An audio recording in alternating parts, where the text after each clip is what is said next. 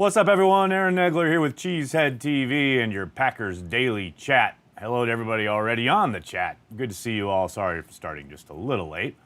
The day after, it's always tough. The Packers dropping a heartbreaker out in Seattle, 27-24 to the Seahawks. Clearly, everybody talking about the meltdown, basically, in the second half. The offense not able to move the football or sustain drives whatsoever, going from scoring 3 touchdowns in the first half to 1 field goal in the second. The defense did yeoman's work throughout the night. At one point, I believe they held the Seahawks to 4 straight 3-and-outs. With a game where you've scored 21 points in the first half, that should be a game you walk away with. However, the Packers let them hang around. It came back to bite them in the end, especially with McCarthy's decision to punt on 4th and 2, which I'm sure we'll discuss. So let's get to it. What's up, everybody in the chat? Good to see you. Riley Pence talking run the table. I mean, they got to start by winning in Minnesota next Sunday night, which obviously is a tall task. Rodgers and McCarthy getting in each other's way. CR, I could not agree more. It's becoming clearer and clearer that that is just a toxic mix that is not going to sort itself out. More and more, it's becoming pretty evident that one of those gentlemen was paid a handsome sum of cash this offseason. The other one was given a 1-year extension, basically entering a lame duck year. So if it's a choice between which one they're going to let go, I think the answer is pretty obvious there. Same old story on the road, David. You are correct. The real question is, how are we ever going to afford to keep Fackrell and Rodgers under the same cap? Joe, I hear you, buddy. I mean, come on. Fackrell, what about that game last night? It's just such a shame they had to waste it in a loss. But he was, that one play where he ran Russell Wilson down outside the pocket, looked like a shot from a cannon. Just outstanding game from Fackrell. David, I'll let that through because I understand the frustration. Throw up, getting checked down every once in a while. I was saying it last night. I couldn't agree more. Wouldn't it be better to take the play clock penalty in the second half instead of wasting timeouts? Yes. If I remember right, though, only one of those timeouts was a play clock thing. I think the other one was they didn't like a formation that they were going up against. I could be wrong. That's just off the top of my head. My man had 3 sacks. Yeah, you know, me and Kyler Fackrell, we're like this. This is me over here. McCarthy needs to let Philbin call plays. I don't know. McCarthy indicated that it was Philbin's advice to punt on 4th and 2. So let's see. The time to trade Rodgers was this last offseason. They shouldn't trade Rodgers. You people need to calm down.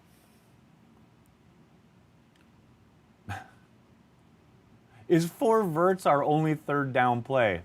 Probably.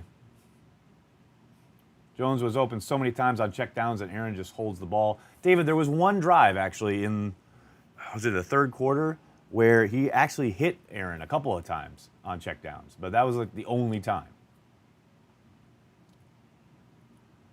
I know how much you like Rodgers snapping the ball with 1 second left on the play clock. Yeah, no.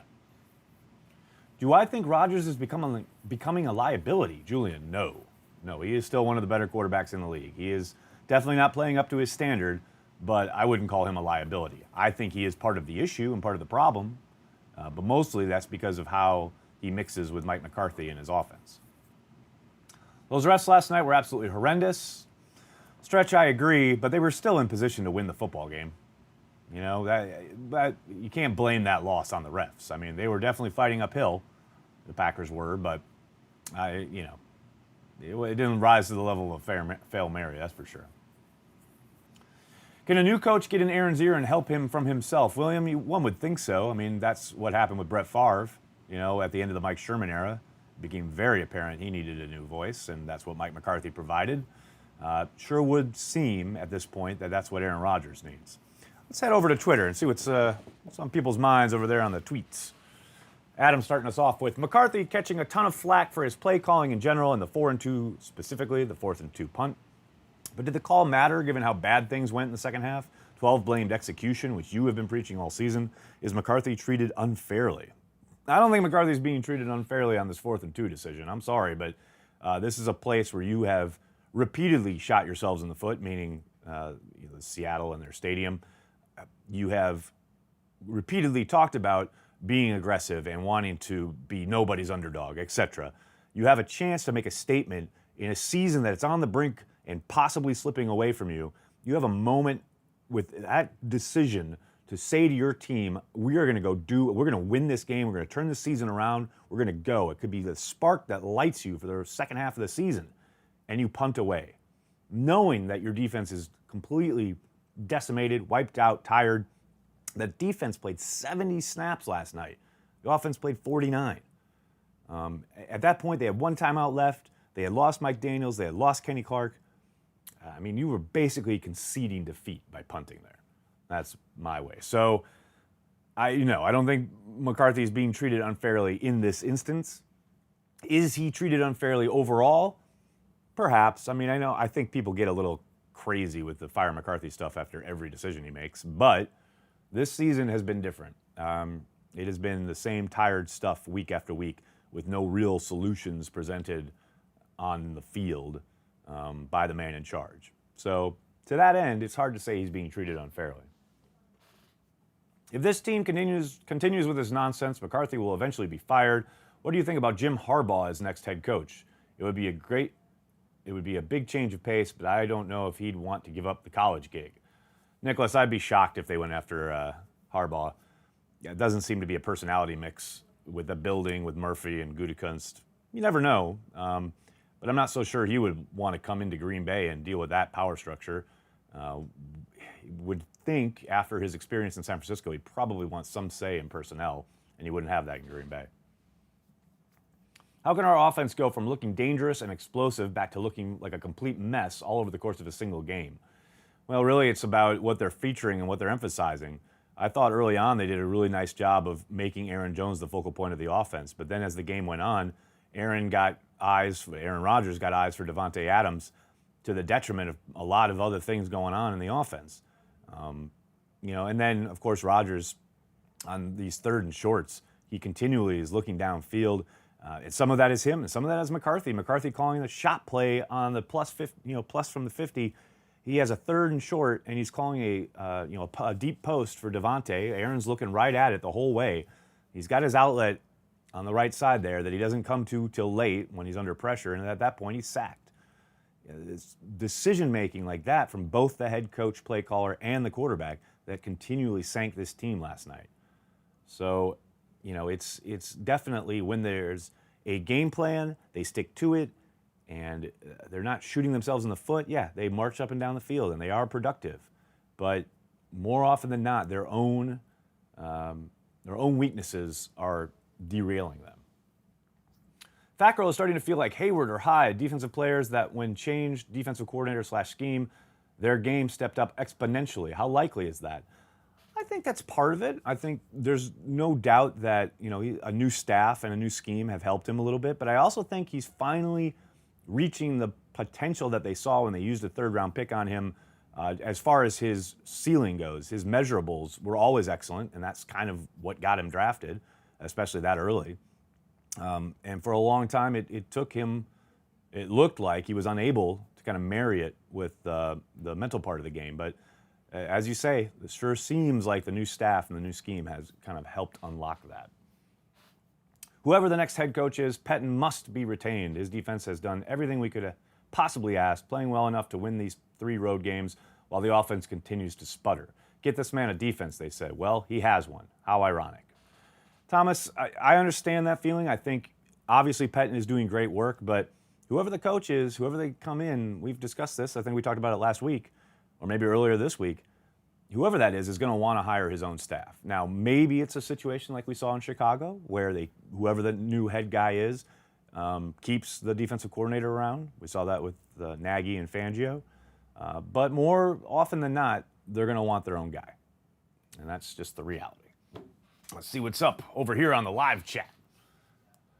Did the broken collarbone affect Aaron's accuracy? William, Rodgers will swear blind that it isn't, but it's hard not to think about it after watching last year when he came back in that Carolina game, consistently underthrowing people, and then you fast forward to this year and you're seeing kind of the same thing. That play up the left sideline to Davante Adams in the first quarter yesterday, while exciting and a great big gain, should have been a touchdown. That's a throw that in the past, pre-collarbone, Rodgers throws that, hits Davante in stride, and it's off to the races, touchdown.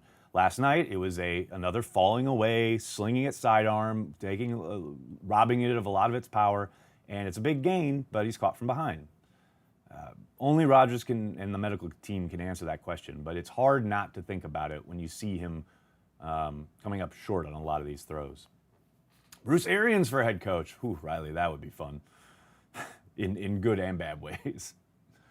What's wrong with Jimmy Graham? Ernesto, he has a broken thumb. Mike was asked if he could play through it, and he said he didn't have the medical report yet, which is always nice and convenient. But we will probably find out a little bit more early next week. But right now, the report is a broken thumb that he suffered at the end of the first half in Seattle. Jack Del Rio, next head coach. Ooh, sorry, I had a reaction there to something. I'm not quite sure what. I hope they get back to some quick rhythm throws to get the offense rolling. Brett, been saying it all year. Been saying it all year. It's what unlocked the last running of the table. Why they refuse to go to it now, I'll never know. Maybe it's the rookie wide receivers having to play so many snaps that they don't have the confidence in those guys to make the adjustments necessary at the line of scrimmage to read defenses and coverages the way that, Geronimo Allison and Randall Cobb would. But, if I see another 3rd and 3 or even just a 1st and 10 where guys are 20 yards down the field, it boggles the mind. I get they want to push the ball down the field. I get that's Mike McCarthy's offense, always has been. But they have shown in the past an ability to use a quick rhythm passing game to unlock the offense. And why they refuse to go there now is beyond me. The temperature of Mike's seat is blank. Getting warmer. Zook for head coach. Good Lord, no one wants to see that. Mike Shanahan, what year is this? What? Mike's seat is 110 degrees in the shade. Possibly. John Kuhn, next head coach. I like it. If Kyler Fackrell keeps playing at this level for the rest of the season, this is Nick Perry's last season. Stanley, maybe. They can get out of his contract this offseason. The cheaper version of getting out of his contract is 2 years away. I think it's like a $10 million penalty they would take, which, seeing as they're going to have a lot of space open to them with a lot of guys coming off the books, maybe they're willing to eat that, but I doubt they go that route. How does Zook still have a job? He's friends with Mike McCarthy, I guess. Why don't they fire McCarthy mid-season and change the season ASAP? Once he gets fired, I feel like it'll be the Rams? No.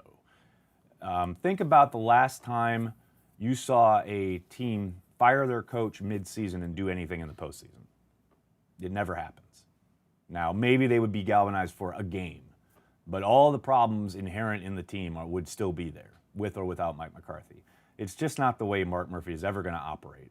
And he's talked about it many times. He is going to let the season play out and then make his decision at the end of the year. Mourinho to Wisconsin. I love it. Out of the box pick for next head coach, John Fossil. Man, you guys are really living in the past. It's crazy. I hope Clay Matthews gets his contract extended. It's a possibility. I know they had talked early this summer and then talks broke off. I know Bob McGinn had reported that they had already made the decision to move on. Maybe that changes down the stretch here this season, but I wouldn't be surprised either way. Do I think Devontae is going to make All-Pro this year? Julian, I don't, simply because I think the media members who vote for that award, those awards, they see the numbers with Devontae, but he's never going to be, in their minds, a dominant number one wide receiver. It's just maybe how he's built, the perception of the offense he plays in, the quarterback he plays with, etc. For whatever reason, I don't see him ever getting the due he's deserved. Packers have too much respect for Mike to treat him that way, meaning firing him in the midseason. Nobody wins with a midseason coach firing. I agree, Kevin. Aaron, who do you realistically see as the next head coach if Mike McCarthy is out? Manny, I don't even care. I don't know. Let's beat the Vikings. All I care about is the Vikings game. And let me tell you this. I'm going to end it right here. I'm going to tell you something right now. If the Packers win in Minnesota next Sunday night, season on. If they lose, it's over. It's pretty simple.